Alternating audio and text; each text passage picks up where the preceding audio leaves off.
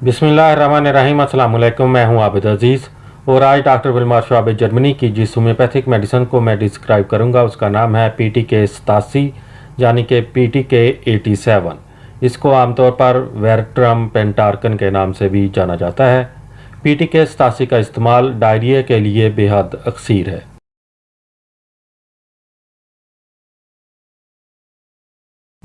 PTK 87 की composition में जो एक्टिव सब्सटेंसेस यूज़ किए गए हैं उसमें शामिल है veratrum 3x, arsenicum album 5x, mercurius sublimatus 8x और ज़ेस्मालोबियम एंडोलेटम 2x। PTK 87 असहाल यानी पेचस के इलाज के लिए इस्तेमाल किया जाता है। मुख्तलिफ असबाब की वजह से असहाल की बीमारियों के लिए और मौसमी असरात की वजह से होने वाले असहाल या गैर मामूली खाना खाने की वजह से होने वाले असहाल में PTK 87 का इस्तेमाल किया जाता है। PTK 87 पखाना करने की अजियतनाक और तकलीफ दह ख्वाहिश को दूर करता है।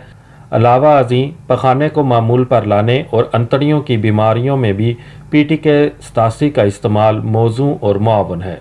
PTK 87 की खुराक का इस्तेमाल कुछ इस तरह से है कि अगर तबीयत ज़्यादा ख़राब है तो फिर 5 से 10 कतरे थोड़े से पानी में हल करके दिन में 12 टाइम हर 1 घंटे के वक्फे के साथ मरीज़ को पिलाए जा सकते हैं।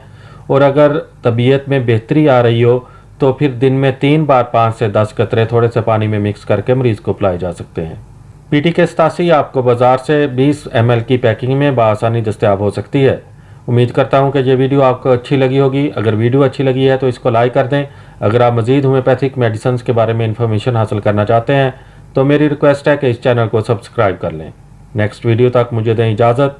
अल्लाह हाफिज़।